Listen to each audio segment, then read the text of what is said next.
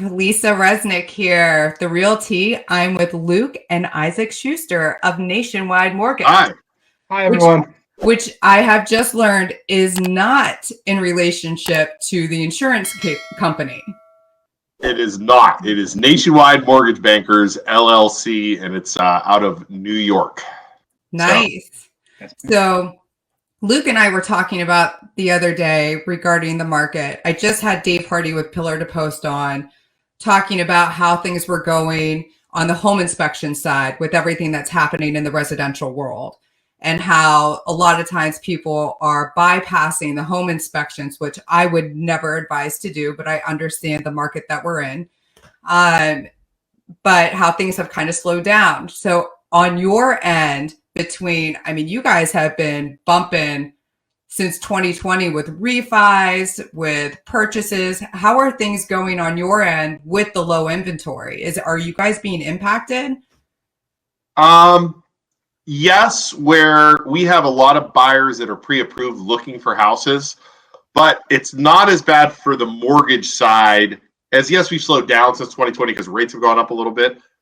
It's not as bad for us as it is for the real estate agents. And I feel bad for the real estate agents right now, to be totally honest, that you guys are working your butts off.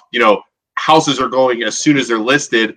Yes. Realtors are showing these people 30 houses. They put 30 offers in and they don't get the deal. And for us, we just kind of sit here and wait for the purchase contracts to come in when they do eventually get it. So, and we also always have, like Luke said, the refinances, and the rates have started to come back down a little bit. So we're having more refis trickle in for some of the borrowers who didn't get the opportunity in 2020. They're now taking advantage of the rates coming down a little bit again. So, well, that's great. And how soon can you refi? If I just bought a house and I decided 2 weeks later I'm going to refi because I see the rates are what they are now.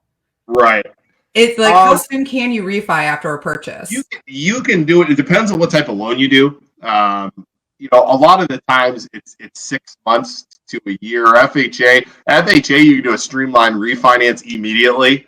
A lot of the banks, though, have limits on the time period. We have a 6-month wait for refinancing just because of the way they sell the loans and the way they package the loans. But again, some banks might go less than 6 months, but we do 6 months.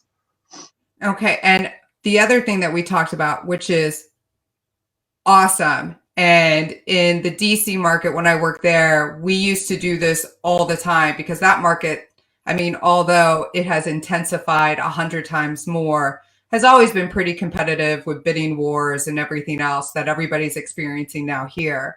But what are you guys doing for these pre-approvals that you're offering? It's phenomenal, and I wish every lender would do this. We have something called the Buy Now program.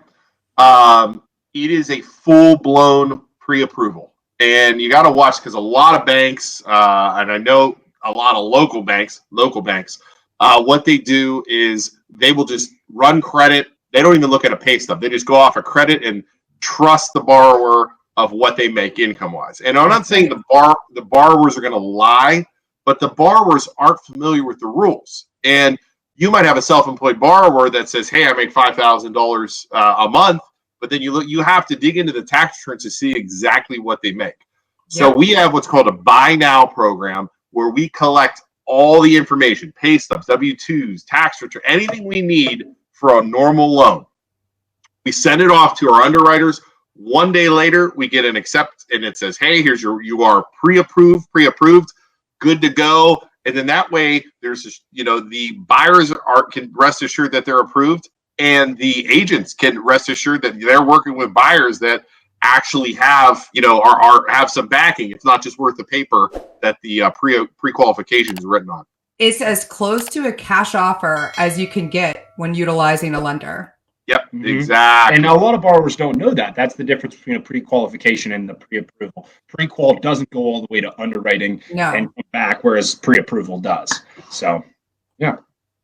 So the other thing that we were talking about the other day was about underwriters. And I am I don't know the lender jargon on this, and I don't know if you guys will figure out what I'm talking about, but I know certain lenders or mortgage brokers have underwriters, or I know they're all people, but like there's a system that's basically you push it through a computerized system and it'll either say yay or nay. And then you have other underwriters that actually will line item and like actually review it. So there's more of a gray area or ways to touch something and try to correct it before it gets the nay. Right. What most banks use, they're called desktop underwriters for the initial stage of a loan. So when we take a loan application or a pre-approval, we have something called desktop underwriter or loan prospector. It depends on who you're selling your loans to, Freddie Mac, Fannie Mae. Anyway, it's a government, get into that later. But anyways, we take the information that the borrower gives us and put it into our system and then run it through, and it'll say approve eligible, accept eligible, based on, but the thing is, it's based on the information you have. And if the lender doesn't take the time to go over pay stubs, go over W-2s, go over tax, go over that stuff, you're going to input the wrong info. Mm-hmm. And then what ends up happening is, hey, here's your pre-qualification based on our thing. When it gets to the underwriters who actually look line by line by line, you run into problems. And I know I've worked at banks around town. You hear it all the time. And I'm going to throw Quicken Loans is known to do that. Yeah. They just fire it in. Here's your pre-approval, and then they let somebody else deny it down the road. Yeah. You have to be really, really careful as a buyer and an agent. As a loan officer, you hear from the borrower, and they'll say, "Yeah, I make $10,000 a month," and then they really only make $6,000 because you haven't collected that income information, and then you submit it through DU or LP. You get approved. You send over the pre-qual, and then once you actually start running it through the system, you find out their income's half that, and then it's just you're in trouble. And there's and again, I don't think they do it on purpose. It's just a lack of knowledge. Like there's rules that say if you get overtime and you want to count, it counts after 2-year history, and you take an average, and it's the lower of the 2 years. So let's say you made $20,000 in overtime this year, $10,000 last year. You're going to use the lowest number, which is the 10,000, and borrowers don't realize that. It's true. It's true. And when it comes to people who are independent contractors, such as myself, how does that process work for us? Like, how long do we need to wait? I know if I was W-2, it's basically I get the job, and the next day I can go in for my pre-approval. Yeah, it's a 2-year history. Okay, for a self-employed borrower, it's a 2-year history. It's an average. It's an average. It's a lower average too. It's not like the start year. Let's say you started 2 years ago. Normally, when you start the first year, it's going to be lower, and then the second year, it's going to be higher. They're going to use the lower year as the income. I mean, it's always worst case from the banks. Most of the time, it's always worst case. So, if you have a 2-year history, and you have the steady income, you have the steady, it's up, they're going to take an average, and it'll be great. I mean, it really depends. And the other thing, while we're talking about self-employed borrowers, yes, deductions. Exactly.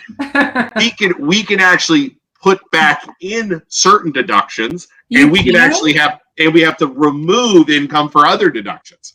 I didn't know that you could put back in deductions. Yes, you can put back in depreciation. So if your accountant is depreciating a bunch of equipment, you could actually put that back in.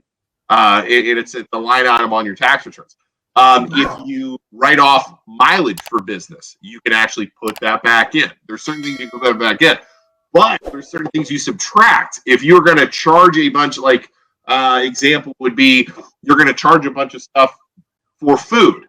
So you go to lunch every day and you charge it off on your business. Yeah. We have to subtract that from your income because it gets added in, but we subtract it. There's the bottom line is there's so much, which is why you need a good experienced loan officer. You need a bank you can trust, and you have to make sure, because if not, you're going to go down a road of heartache when you go to buy a house, you get in a contract, and you find out you're not approved.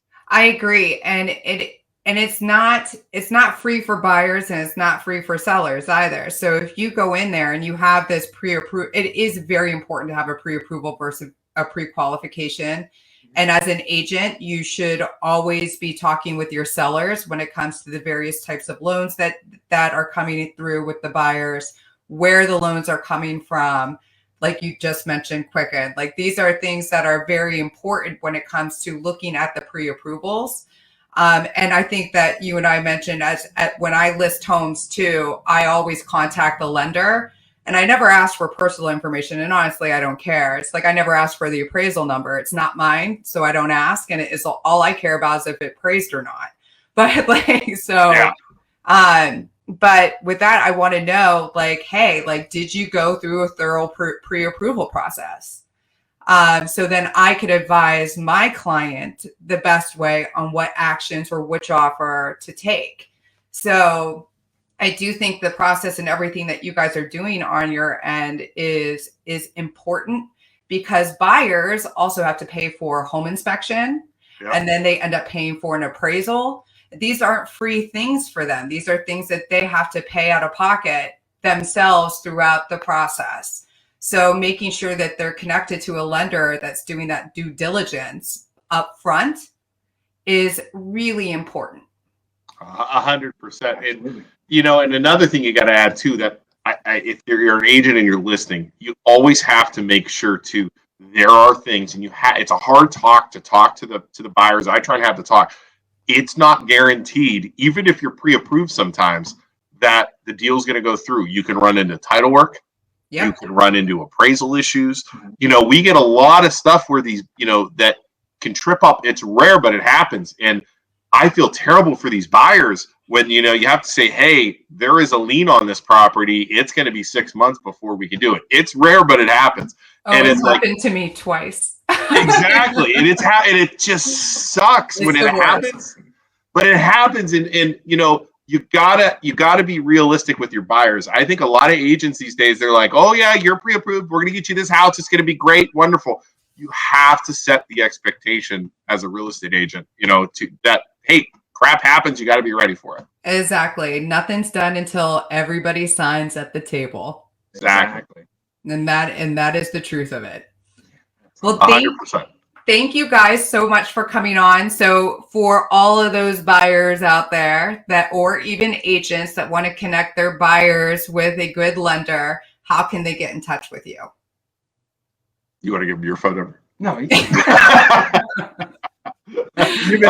has 15 years. I have a year and a half. A real estate agent will give their number to anybody. Yeah. I mean, I have it on my car. I mean, you drive around with her. It's 33. Call me directly, 330-651-7081. And we're also online. It's Nationwide Mortgage Bankers, the Schuster Group on Facebook, if you want to do that. That's the cheesiest name I could think of, Lisa.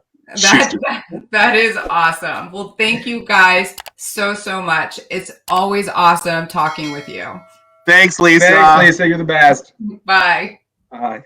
Thanks for watching the video. Be sure to like, subscribe, and hit that little bell for notifications. And also make sure to connect with us on Twitter, Facebook, and LinkedIn. For all of your business news, visit businessjournaldaily.com. For all of your arts and entertainment news, go to afterhoursyoungstown.com.